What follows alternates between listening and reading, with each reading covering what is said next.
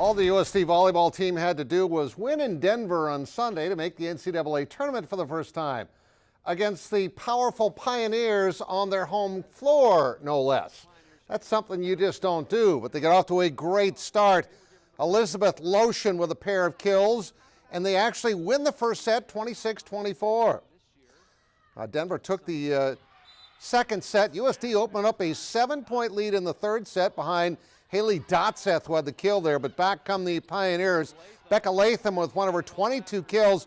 Pioneers take the third set, 25-19. USD is backs to the wall, but Taylor Wilson at the net, bats it down. They take the lead in set number 4, and then it's going to be Lotion off a nice back set. Coyotes win 25-21. They push the winner take all fifth set, and that's where the Coyotes would dominate. Wilson with a tip, and she had 24 kills in the match.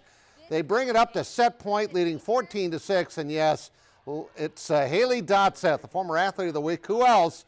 But get the kill there and finish things off for 17th. They win 3-2 and advance to the NCAA tournament for the first time ever with a 21-9 record. Now, we won't know who they'll play until Sunday night when the selection show is on.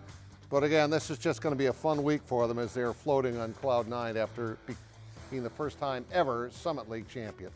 Now, the South Dakota State men had an early game in Fort Myers, Florida today. They took on Tulane in the Gulf Coast Classic. Lost a tight one, 84-80. Mike Dahm had 28 points and 13 rebounds. David Jenkins, 23 more. Jacks are 3-2 with two close losses in Florida. They play UTSA tomorrow at 10 a.m. Well, Carter Slykehouse ran wild for T to help lead the Titans to their 11A state football championship just months after a stunning injury nearly kept him from ever running again. Zach Borg has more on our Carl's TV and Appliance Athlete of the Week. Wearing number 1, Carter Slykehouse. Though Carter Slykehouse has shown that he can use his arm effectively. Yeah, I used to be a quarterback back in middle school, so it's fun to throw the ball every now and then. It's his legs that make the T-Titan running back a threat to score. I like to be the best on the field every time I step on it. Making it shocking to realize just how close Slykehouse came to losing one of them after a freak injury last June at Augustana's summer team camp. I was hitting the leg with a helmet, and that pressure just started building up throughout the day, and started losing feeling in my foot later that night, and then went to the hospital, found out it was compartment syndrome. A condition more commonly seen in car crash victims, blood clots formed after Slykhouse's first surgery to relieve the pressure, mandating an additional surgery which could have required the amputation of Carter's leg. He said the best case scenario coming out of this is probably a permanent foot drop, and even that scared me. It couldn't have gone better, and I give all that credit to Dr. Potter. He did an amazing job. And the injury didn't scare Slykehouse away from football. Well, even when he came back, he couldn't do anything.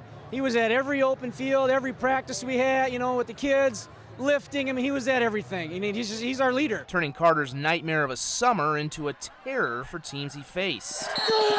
Slykehouse ran for more than 1,100 yards and had nearly 500 receiving, all the while rushing, catching, and throwing touchdowns and playing cornerback on defense.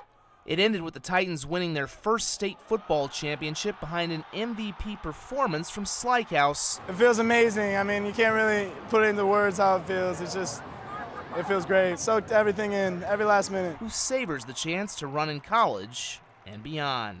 Zach Borg, KDLT Sports. What a great story. And that's sports. We'll all be right back.